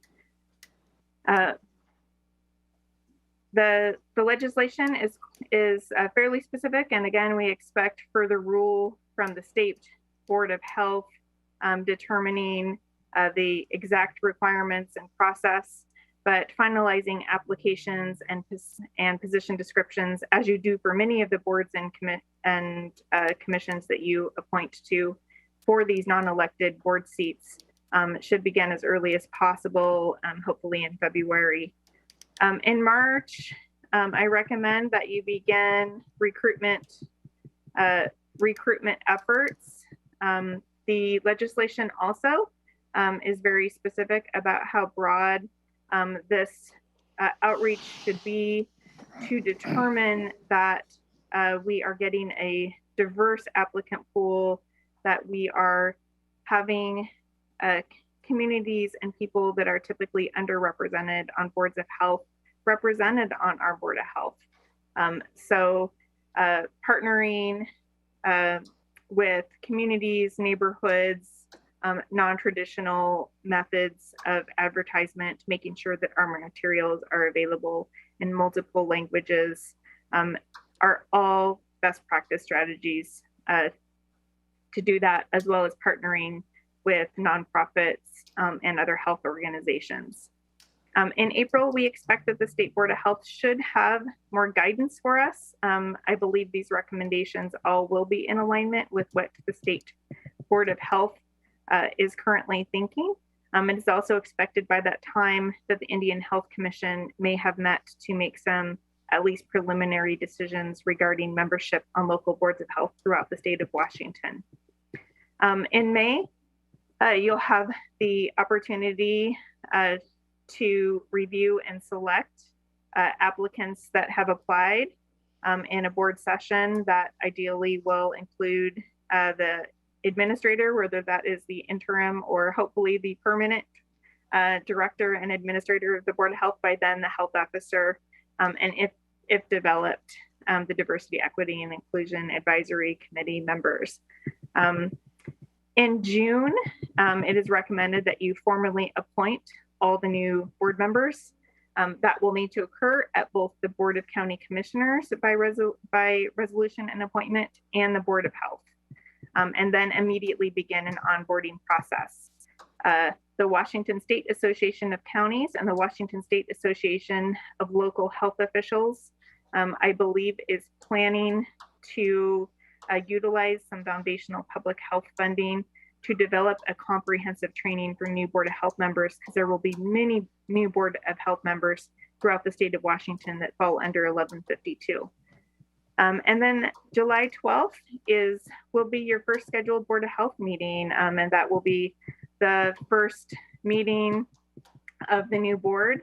You may want to consider or may need to consider a different schedule or location to accommodate equitable participation of the new members. And of course, this schedule is a very draft preliminary. You can always move faster. That's the deadline that has been established in this legislation. And I believe that it is certainly very possible for Thurston County Board of Health to achieve this. So before I say a few other final words, I just want to ask the board if there are any questions about this bill or about this information I just shared about the local Board of Health future expansion. One quick question. If the Board of Health isn't ready, do you have to cancel your July meeting? I mean, is it, I'm just wondering, is it structured so that like you cannot convene a Board of Health meeting in July without compliance with this?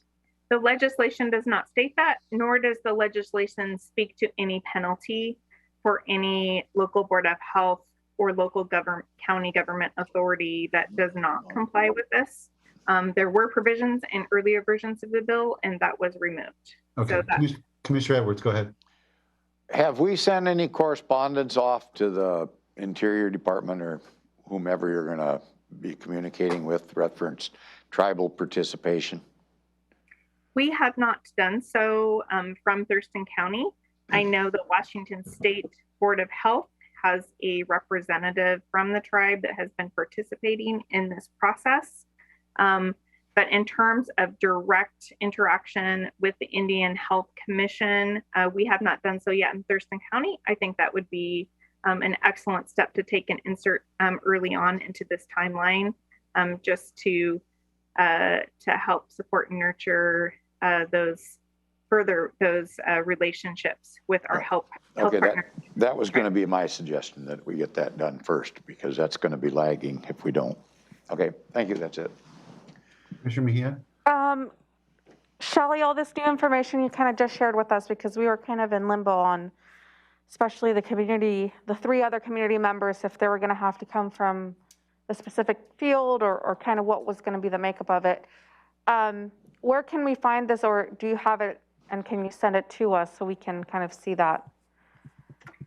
Yes, I have all this information for you. Again, I will also draft a potential resolution for you to consider, as well as all supporting materials. And we can also share this information for members of the public on our website as well. This law has been passed, and all the associated materials are also publicly available. Ramiro, is there any chance that we would be in the new building by July 12th? It's interesting. I was just whispering to the assistant county manager. The initial schedule right now, it shows that perhaps by July we should be able to move.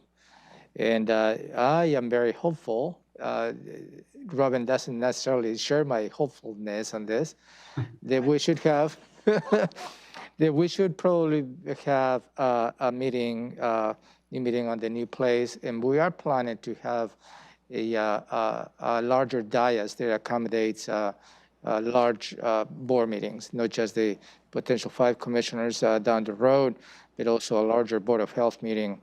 And we have ample room for the community to access those meetings as well. So we're planning on that.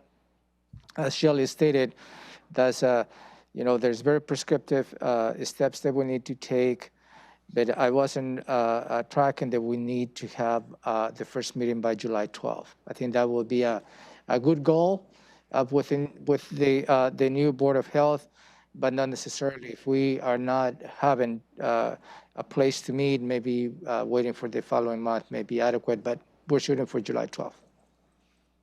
Okay, and then Shelley, I'm sure you will review this with Kurt, this timeline that you've laid out, so that's really foremost on his mind as we go through these initial few months, getting those resolutions passed and et cetera. Yes, sir, I will. And I think as long as you have the board appointed by that July 12th, even if you end up not meeting, right, but then that would meet the intent of this legislation. And oftentimes the July board meeting tends to be canceled in Thurston County for various reasons over the years. So just something else to keep in mind. I have a question in regards to compensation. I mean, is it just a volunteer position? I understand it for the other elected, right? That they wouldn't, but because it would be like, another committee, but for those community members, does it say anything about that? Yes, it does, Commissioner. It says specifically addresses compensation, and I am just trying to see if I can very quickly. Is that a requirement, or is that optional for the legislative authority? It is optional for the legislative body to establish, but it is mentioned specifically in the legislation. So I can highlight, I can't find it that quickly, but I can highlight that for you in the materials that I provide for you. Okay. And yeah, I mean, we've never done that before. So for me to consider that or just evaluate it, I've heard arguments about it. So I understand the importance or the argument, but I'd also like to know, in jurisdictions that have done something like that, how much is it, how is it structured so that we can kind of understand what the range of possibilities are and what's appropriate, because I don't really have a good sense of that. Yeah, I don't either. Okay, Shelley, why don't you keep going with other parts of. Robin has a question. Oh, I'm sorry, Robin. Thank you. Just to add that at the Monday noon meeting with WASAC, they announced that on December 27th, they will be hosting a member from the State Board of Health who will talk about the recruitment process for your newly composed Board of Health. So we may want to have someone tune in to that meeting on December 27th. I will definitely attend that. Excellent. Thank you, Robin. So I'm just, in the interest of time, going to digress from my usual report in which I would talk about all the wonderful activities that our department does every single day and does each month. Instead, I'll send that to you in writing. But because this is my last Board of Health meeting, there's just a few words that that I would like to say. As many of you know, or members of the public may know, that this is my last Board of Health meeting. I am leaving my position as of January 3rd and moving on to another opportunity where I will continue to champion health and wellness outcomes for underserved populations in our region. And I just want to say that it has been an honor and privilege of a lifetime to serve in this role, to serve the residents of Thurston County, the Board of Health, the county commissioners, the county manager, the assistant county manager, to work with the health officer. Thank you so much, for your kind words, Dr. Abdemalik. We have been partners in this pandemic, unlike I think anything else that we hopefully will see in our lifetimes. But if this pandemic has shown anything, it's not about any one of us as individuals. It's about protecting our community and putting the health of others above ourselves. And so I want to say that there will be other leaders that have come before me and that will come after me. But it is our staff at Thurston County Public Health and Social Services that really deserves the recognition.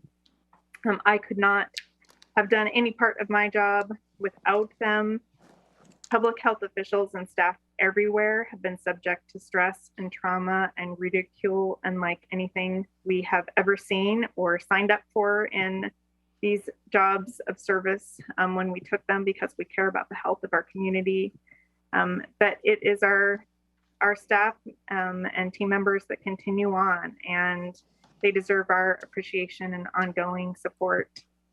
They've shown remarkable resilience, dedication, and commitment to public service during this pandemic. And every day, with everything that we do in public health, continuing to deliver excellent health and human services to Thurston County, and have made untold sacrifices in their personal and professional lives for the greater good. Public health and social services is something that I think people may have taken for granted before the pandemic. A lot of people have learned what public health is and what we do. These are essential services that provide a critical infrastructure in our society that all of our lives and health depend upon, and we cannot live without.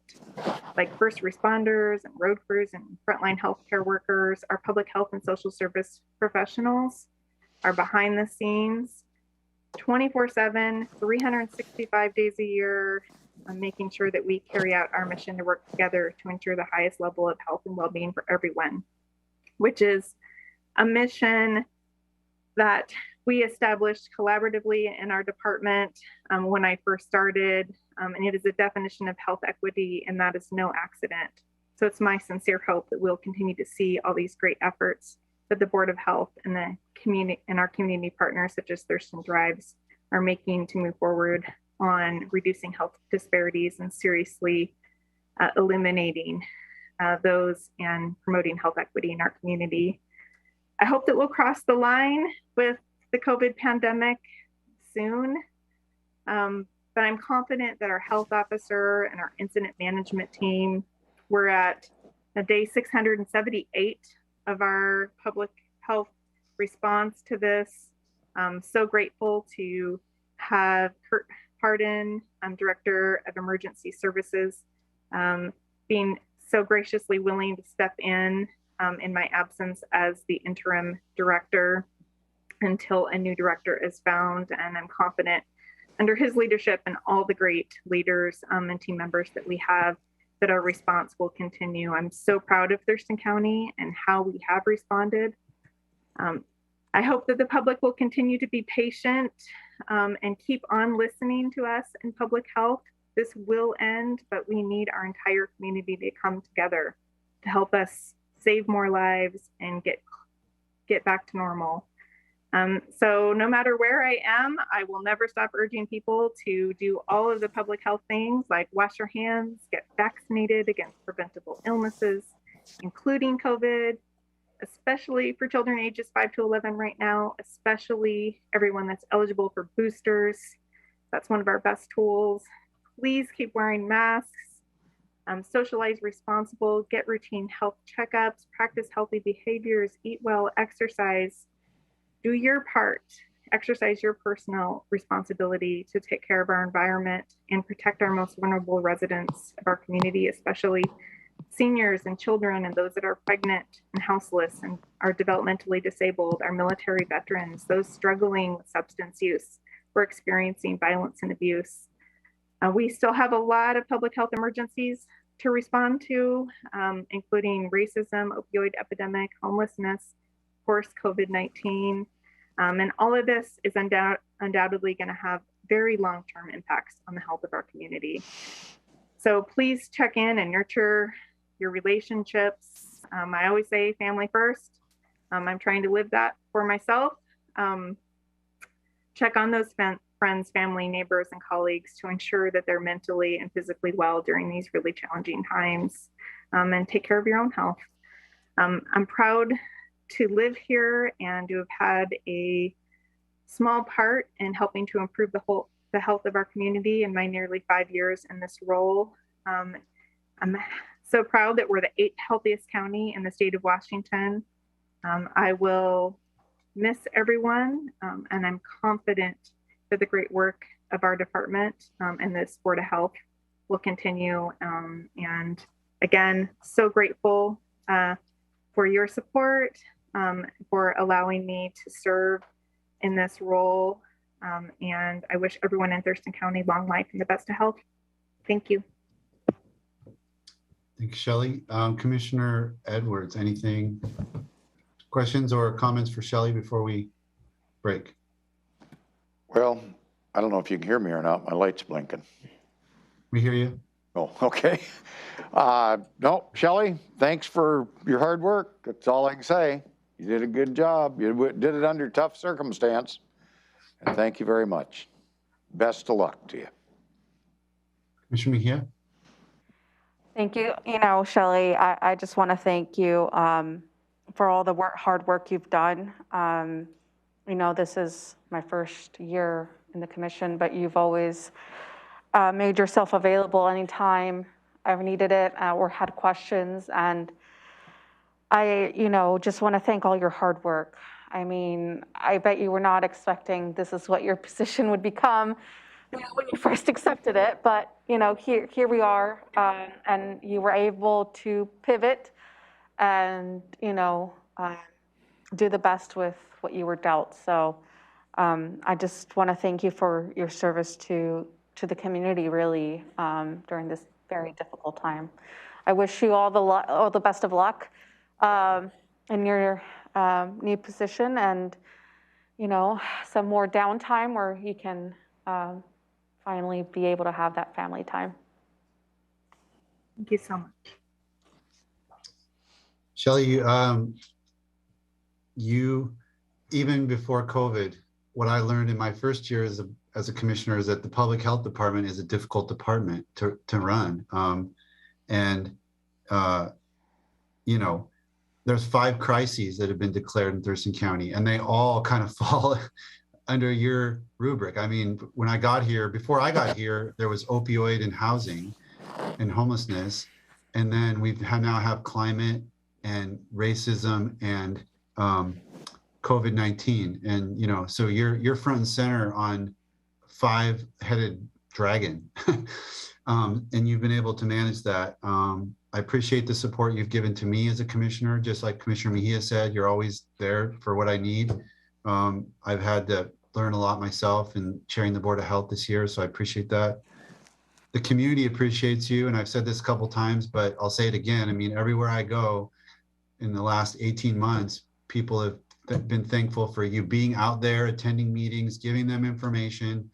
They found your information to be trustworthy, your reasoning and, you know, approach to be, you know, sensible, based on data, science, reliable, making people feel like that the county, making us look good, frankly, because you're out there showing that the county is basing decisions on, you know, the right information and listening, you know, listening to experts at the state, listening to experts in other counties, drawing on the expertise that your own staff has and the county health officer.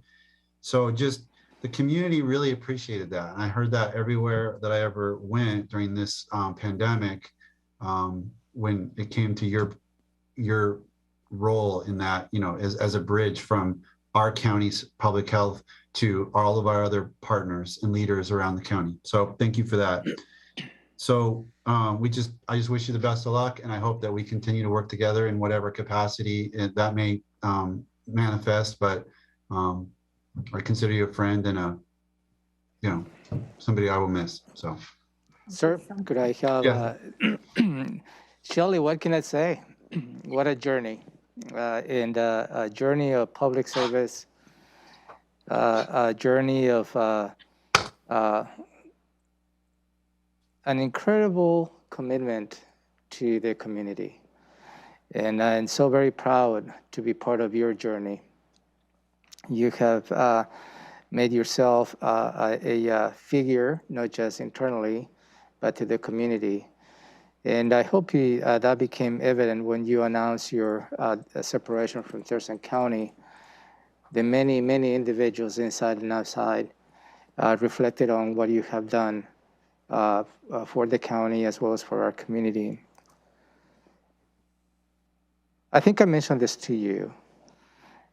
On your last day, when you leave the Tilly campus, not the Tilly, the Lily Road campus, and you go to your car, before you get into your car for the last time and your last commute, take the time to turn around and look at the building and reflect on the journey you just have gone through and all the accomplishments that you have made happen for you and for our community.